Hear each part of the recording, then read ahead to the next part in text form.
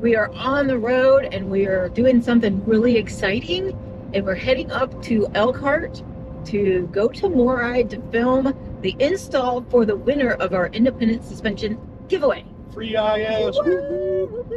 We're meeting the winners for the first time, and we are getting up bright and early because production starts at 6, so we got to be ready to film at 6.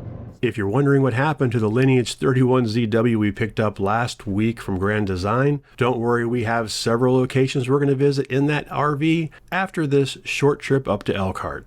We are spending the night at MORryde so that we can be there first thing in the morning. So we should get to MORryde at a decent time, be able to get set up and relax and get ready for filming bright and early. So we'll see you at MORryde. You might remember a few months back we had a contest we partnered with MORryde on for a free independent suspension, and these guys are the winners. This is Carrie and Robin, and this is their RV right behind us, and it's about to get a new independent suspension put on. Get some new shoes. You guys had already picked the independent suspension before you entered the contest. What made you pick the IF? I had flex frame repair Yeah. in March or April, and just under warranty. Whew. Squeak. I don't know what that bill would have been, but Got that taken I care didn't of? have to pay that one. But it's, what can we do to not have that happen again? We are going to do a test ride around the block like we did when we got ours put in. We're going to do it before and after. So this will be a good test because you have actual fancy sensors now. Yeah, I've got inertial measuring units, IMUs, the front, the rear, the left, and the right, logging at 200 hertz. So hopefully we're going to get some cool data. So you guys ready to go on test ride? All right. Let's do it. I have sensors on here already mounted. I just got to turn them all on and they log locally. Where to go? I got one here. Probably not really seeing any of this. It's kind of dark.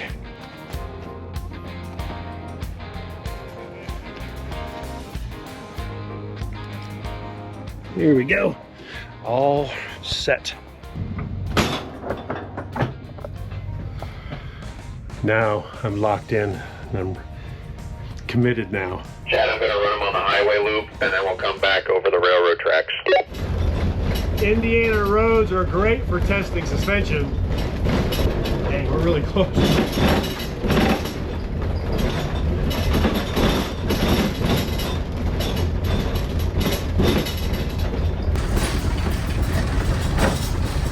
Feels like we're going really fast. Oh my gosh.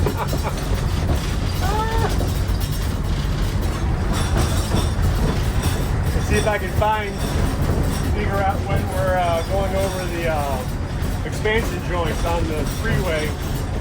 Those are usually pretty rough. I see a guardrail. Oh, that was one. There's another. Oh, there's one. Holy cow.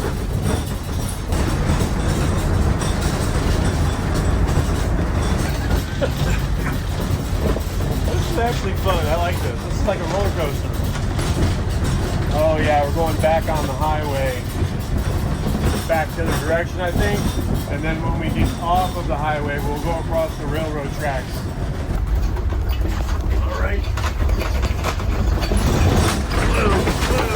Whoa, whoa, whoa. I don't think we're far from MORryde now. Yep, here's MORryde. You're in one piece. I made it. Boy, I forgot how violent that is back there. Yeah.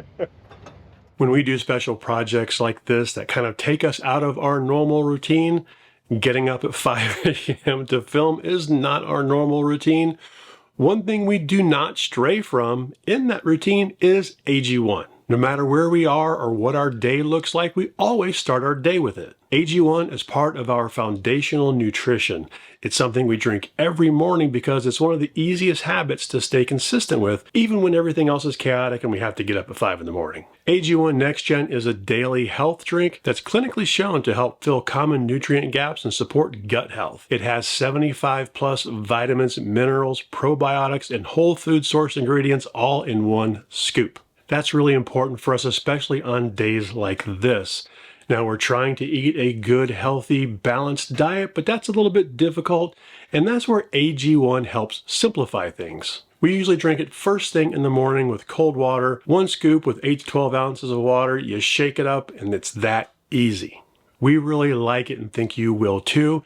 If you want to try it out, go to drinkag1.com/changinglanes or click the QR code over here or go to the link down below. When you use our link, you'll get a free bonus that includes 3 AG1 travel packs, 3 AGZ travel packs, and vitamin D3 plus K2, along with your welcome kit with your first AG1 subscription order. Thank you to AG1 for making such a great product that makes it easy for us to start our day off on a healthy note, and for sponsoring today's video. Now, let's get back to that independent suspension install. We have a post-test ride to do, and we've got some data to look at that's really, really cool.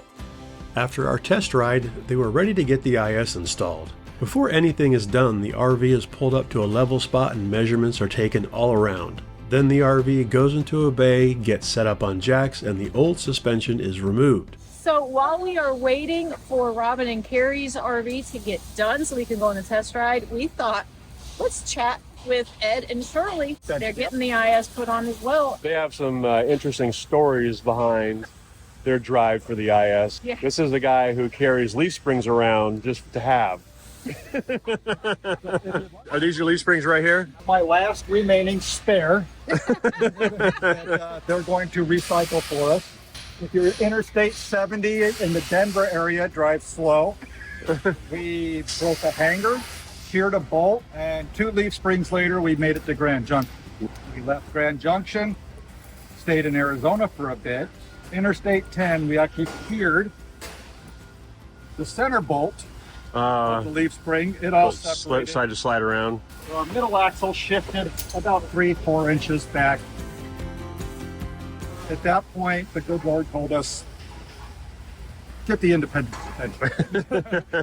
And Tara and Chad of YouTube videos said, get the independent suspension. So we came here. He's almost done. Looks like you're ready. We'll have their update for you in just a second. With the new 2.0 system being bolt-on versus welded, the mounting hardware is attached to the RV using the existing hangers. Of course, any hanger defects are remedied if needed prior to the mounting. Then the IS is rolled into place, raised up to the frame and mounted. After the brakes and wheels are put on, all the wheels are laser aligned. The unit is then brought back out for another set of measurements and the install is complete. With the new 2.0 system, this usually takes about 2 days. It's day 2, which means installation's done. Installation is done. They're doing the final measurements, and then we are going to go with Robin and Carrie and do a test drive. I'm looking forward to their reaction and your test results. Yeah, my subjective test results in the back of the RV. Going back in the belly of the beast. Radio Roger, Red Leader.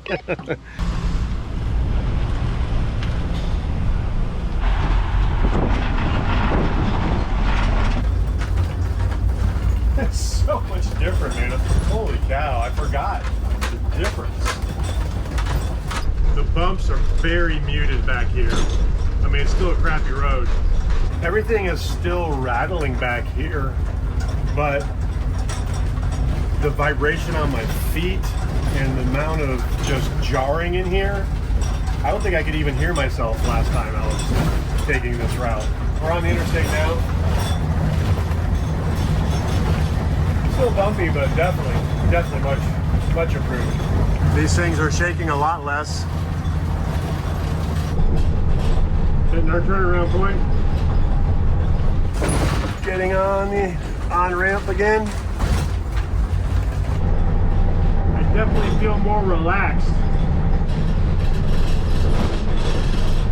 Oh, that was a bridge joint. I can feel it.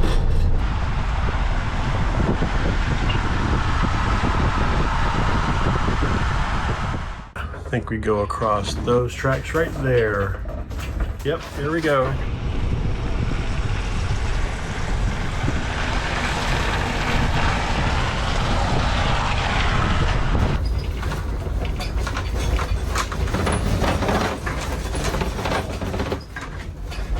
Much different, much smoother.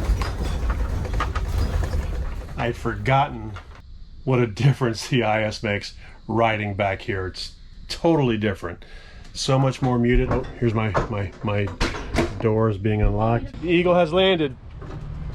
Kiss the ground, come on. So what did you guys think?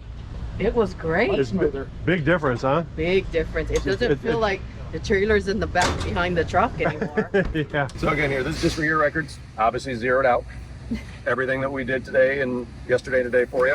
Winners! And then this is your overall height measurement we do at the end. So 13.4.5 in the front was your high point. Middle came up an inch to 13.3. Back end came up 3/4 of an inch to 12.6. And then ground to frame measurements below there. It's nice and level. And I'm real happy with those numbers. So I will turn that over to you. Thank you. Thank So you guys. literally, it pays to watch Changing Lanes video. It does.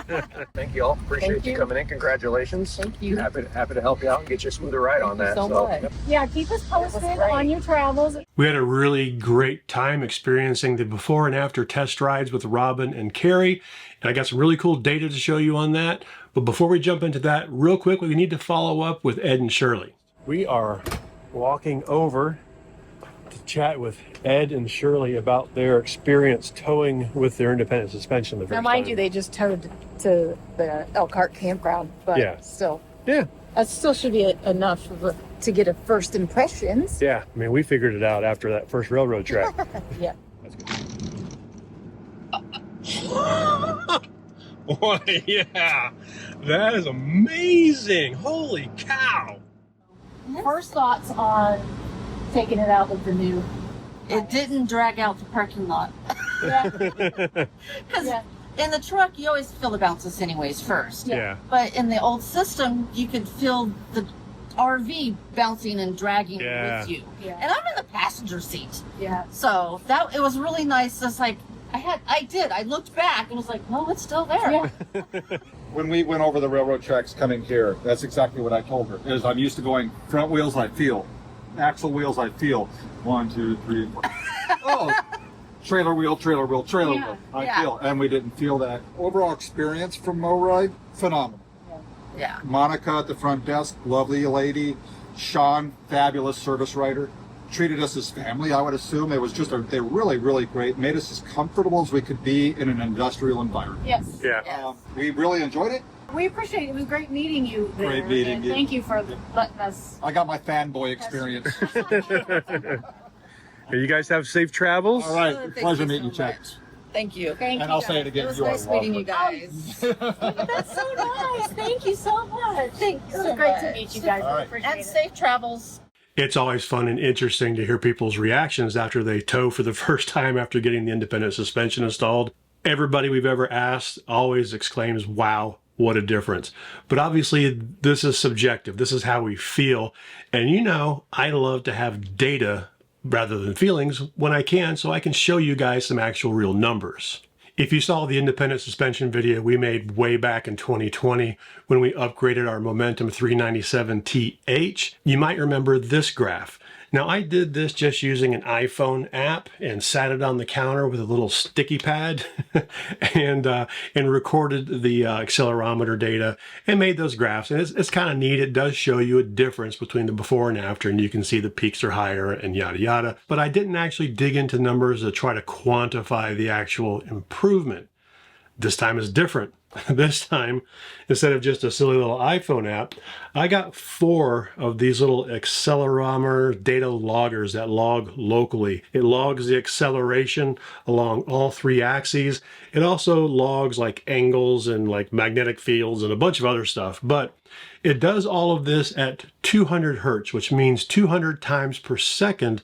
This thing is taking a data sample. So not only do I have more data per second to analyze, I've got 4 of them to place throughout the RV on the frame. They log everything locally, so I can let them run, go off on the RV, and I don't have to maintain a Bluetooth connection or anything like that.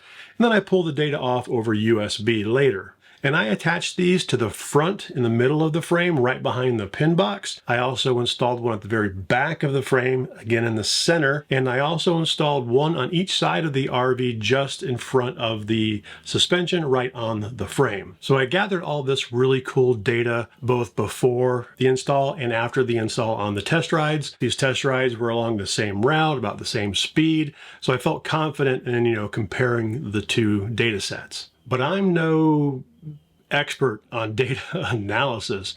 So I brought in a PhD level mechanical engineer, also known as ChatGPT. I've been using ChatGPT and Grok and other AI tools over this last year, 2025, and I found some really good uses for this, but this takes the cake. I was amazed at how good it was at data analysis. I'm not going to bore you with the entire conversation I had with ChatGPT. It was very long. It took 3 days to analyze this data and get things the way I felt comfortable sharing them with you. But if you're interested, I am going to put a link down below where you can go read the entire conversation. I'm able to share that directly through ChatGPT, so you can look at that. I am also going to share all of the raw data that I pulled off of these. So feel free to follow my footsteps, reanalyze for yourself, and let me know what you think. So let me just outline this interaction. I think you'll find it interesting and also informative on how I came about this. But if you do want to skip, of course, we have chapter markers down below if you just want to skip to the results. Click down there. Also, ChatGPT is a long 4-syllable thing, and I don't want to say it every time. So when I refer to ChatGPT from this point forward, I'm just going to call it G. I started out just telling G about my data files and how they were named as far as the placement on the frame. And I just asked it if it could analyze all the data at once, because that's important. I then uploaded my files, had it take a look at the data, and then just asked it what it thought of the data. I didn't do any probing or leading as far as what fields were there. I wanted to make sure that it could read the data and know what those fields are. And it's spot on. I also told it that the data files on these weren't going to be in perfect time sync because I had to walk around the RV and start them and stop them manually before each ride, so I couldn't turn them all on at the exact same time. Also, when G looked at the data, it noticed that there was a gravity vector already present. Obviously, we're doing this test on Earth, so there's always one G going straight down. And of course, these things can't be mounted perfectly level with the center of the Earth. And it noticed that. It actually noticed a G on one of the axes, the Z-axis, almost 1 G, and slightly less than a G on the other axes. And it accounted for this. That way we could deal with just relational movement and vibrations. So G looked at the data and wanted to first analyze it for basic vibration, or RMS, or root mean square of all of the movement across the entire drive, and kind of compare those two for overall vibration. When it did this, it noticed that one of my sensors was not logging correctly, or it suspected it at least, simply because all of the sensors were logging between 10 and 11 G events, while this one was logging like 1 G. So I said that sensor must be bad, or I mounted it wrong or something. Let's exclude that, and instead of dealing with a front, rear, left, and right, let's deal with a front, middle, and rear. And one last thing before we get into the data, at the end of all the analysis and graphs that you're going to see, I played the role of skeptic. I told G that I was a skeptic and I wanted it to prove itself and to export all of the data as well as the formulas and everything so I could see them in Excel. So I did feel comfortable. I do feel comfortable at this point believing in this data and its analysis.